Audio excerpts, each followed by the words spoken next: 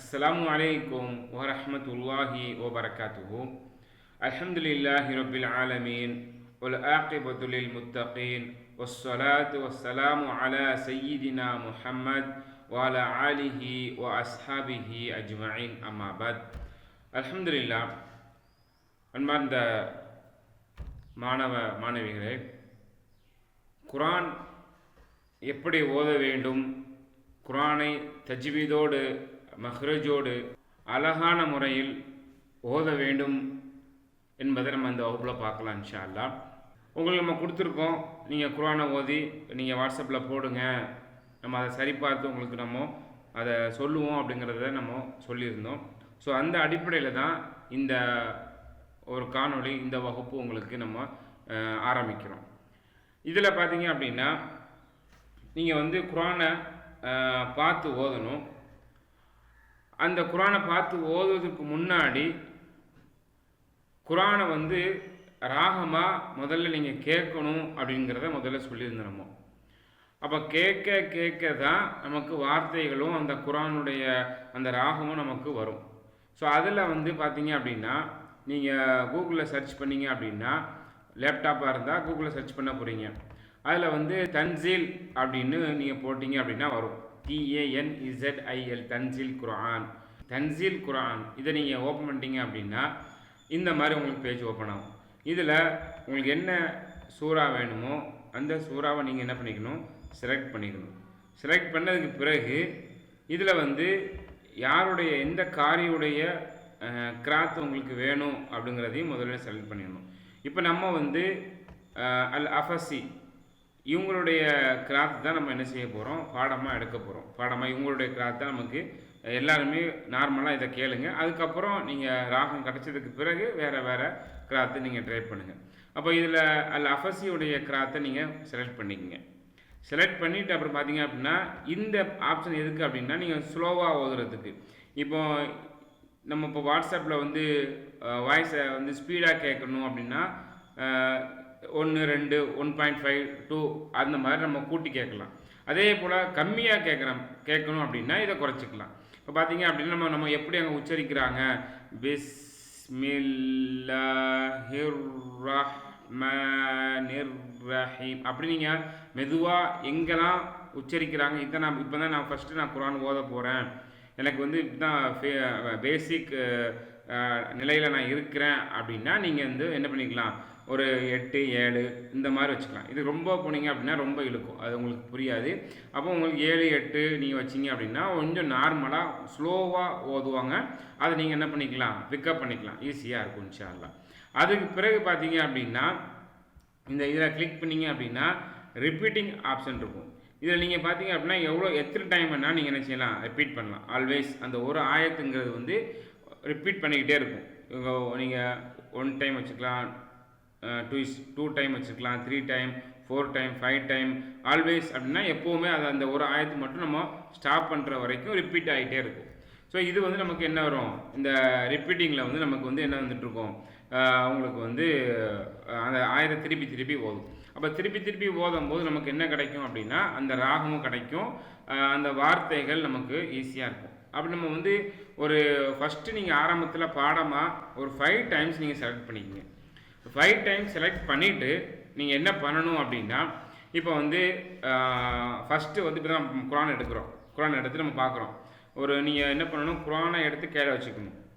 இது மொபைல்லையோ அல்லது டெக்ஸ்டாப்லையோ நீங்கள் ஓப்பன் பண்ணிக்கலாம். இப்போ மொபைலில் பார்த்தீங்க அப்படின்னா உங்களுக்கு இந்த மாதிரி இருக்கும். மொபைலில் பார்த்தீங்க அப்படின்னா உங்களுக்கு இந்த மாதிரி ஆயாத் அப்படிங்கிற ஒரு ஆப் இருக்கும். இந்த இடத்துல இந்த ஆயாத், இந்த ஆயாத்துங்கிறது உங்களுக்கு அல்ல ஆயத், இந்த ஆயத்துங்கிற ஒரு ஆப் இருக்கும். ஆயத் அல் குர்ஆன் அப்படின்னு நீங்கள் போட்டிங்க அப்படின்னா என்ன பண்ணிக்கலாம், நீங்கள் வாட்ஸ்அப்பில் எடுத்துக்கலாம்.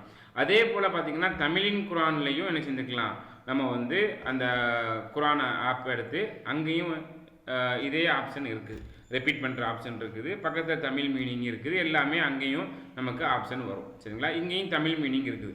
நீங்கள் தமிழ் டிரான்ஸ்லேஷனை போயிட்டு நீங்கள் கிளிக் பண்ணிட்டீங்கன்னா தமிழ் மீனிங் வந்துடும். அதே போல் நீங்கள் பார்த்தீங்கன்னா இங்கேயும் நீங்கள் தமிழின் குர்ஆன் தமிழின் குர்ஆன் நீங்கள் போட்டிங்க அப்படின்னா இங்கேயும் நம்ம எடுத்துக்கலாம். தமிழின் குர்ஆனில் எடுத்துகிட்டு ஃபாத்திஹா போயிட்டீங்க அப்படின்னா இங்கேயும் உங்களுக்கு குரான் வரும், அதே சமயத்தில் மீனிங்கும் இருக்கும். இங்கே பார்த்தீங்க அப்படின்னா இங்கே வந்து இந்த மேலே பார்த்தீங்க அப்படின்னா இந்த சைடில் மேலே பார்த்தீங்க அப்படின்னா ப்ளே ஆப்ஷன் இருக்கும். ஸோ ப்ளே பண்ணியும் நீங்கள் கேட்டுக்கலாம். அங்கேயும் உங்களுக்கு வந்து ஸ்பீடு குறைக்கிறது, அதே போல் ரிப்பீட்டிங் ஆப்ஷனும் அங்கேயும் வச்சுருக்காங்க. ஸோ நமக்கு வந்து இது ஈஸியாக இருக்கும். நீங்கள் மொபைலில் பார்க்குறதா இருந்தால் கூட மொபைலையும் பார்த்துக்கலாம். மொபைல்லையும் இதே மாதிரி தான் இருக்கும், சேம் இதே மாதிரி தான் இருக்கும். ஸோ அதனால் நீங்கள் அதையும் நீங்கள் என்ன பார்த்தீங்க, அதையும் நீங்கள் ரிப்பீட் பண்ணி பார்த்துக்குங்க. இப்போ நம்ம வந்து 5 டைம்ஸ் வந்து நம்ம ரிப்பீட் பண்ணணும். இந்த 5 டைம்ஸ் ரிப்பீட் பண்ணும்போது நீங்கள் என்ன பண்ணணும் அப்படின்னா, முதல்ல குரானை எடுத்து வச்சுக்கணும். எல்லாரும் கண்டிப்பாக குரானை எடுத்து கையில் வச்சுக்கணும். குரானை எடுக்காமல் நான் மொபைல்லே நான் பார்க்குறேன் அப்படின்னா வேண்டாம். இப்போ நம்ம வந்து ஆரம்ப ஸ்டேஜில் இருக்கிறோம், நம்ம படிக்கிறோம்.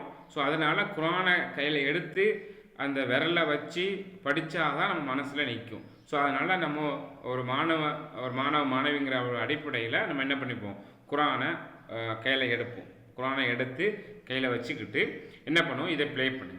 இல்லை 5 டைம்ஸ் நம்ம ப்ளே பண்ண ஆப்ஷன் கொடுத்துருக்கோம். இப்போ 5 டைம்ஸ் ப்ளே பண்ணும்போது முதல் டைம் வந்து பிஸ்மில்லாஹிர் ரஹ்மானிர் ரஹீம் அப்படி வரும்போது அவங்க எப்படி ஓதுறாங்க அப்படிங்கிறத அந்த பிஸ்மில்லா கரெக்டாக சொல்கிறாங்களா, அந்த ஹா எப்படி பண்ணுறாங்க, அந்த எழுத்தை மட்டும் நீங்கள் பாருங்கள். அது ஹாவா இல்லை நூனா மீமா, அது என்ன எழுத்து மட்டும் இருக்குது.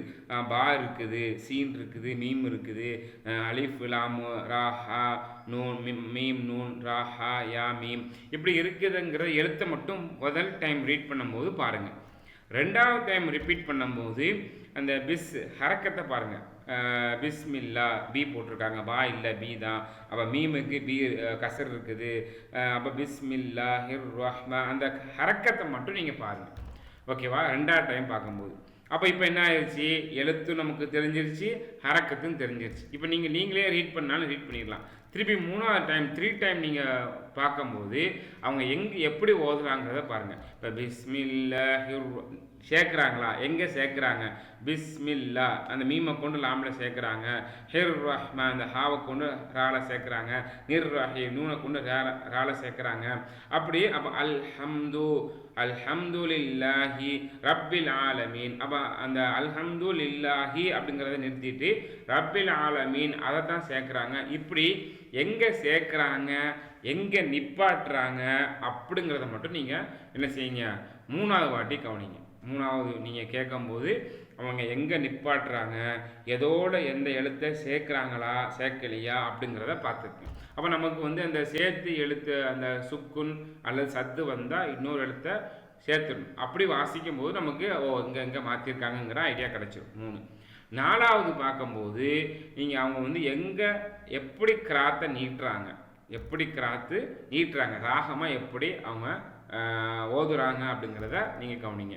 அப்போ பிஸ்மில்லாஹி அப்படி ஓதுறாங்களா, இல்லது பிஸ்மில்லாஹிர் ரஹ்மானிர் ரஹீம் அந்த ராகத்தையும் ரஹீம் நீட்டுறாங்களா, அல்லது ரஹீம் அப்படி அந்த என்னது ஸ்டக் பண்ணி நீட்டுறாங்களா, இல்லது ஒரே அடியாக நீட்டுறாங்களா, ஒரே டோனில். அப்போ நம்ம வந்து இசிஜி வரும்போது நம்ம ஆடியோ ப்ளே பண்ணும்போது ஒரு கோடு மேலே இங்கேயும் போயிட்டு வரும்ல, அதே மாதிரி நமக்கு ஒவ்வொரு எழுத்தும் எக்ஸாக்டாக எங்கே அந்த வார்த்தை உச்சரிக்கணுமோ அந்த வார்த்தையை உச்சரித்து பழகணும். நம்ம அது வந்து மஹ்ரஜுடைய வகுப்பில் நம்ம பார்த்துருக்குறோம், எந்த எழுத்து எங்கேருந்து வரும் அப்படிங்கிறது. அந்த மைண்டில் வச்சுக்கிட்டு நீங்கள் கவனிச்சிங்க அப்படின்னா உங்களுக்கு வந்து ஈஸியாக அந்த எப்படி ராகம் கொடுக்குறாங்க, எங்கே நீட்டுறாங்க அப்படிங்கிறத நம்ம பார்த்துடலாம். 5வது வந்து அந்த ராகத்தோடு நீங்கள் என்ன செய்யணும், அவங்க கூட ஓதி பார்க்கணும். அப்படி திருப்பி நீங்கள் 5க்கு மேலே நீங்கள் வைக்கும்போது அவங்க கூட நீங்கள் ரிப்பீட் பண்ணும்போது ஃபஸ்ட்டு லிப்ஸ் மட்டும் அசையட்டும், உதடு மட்டும் அசையட்டும் லேசாக. அவங்க தான் அதிகமாக சவுண்டு கேட்கும், நம்ம அமைதியாக வாயை அசைக்கணும்.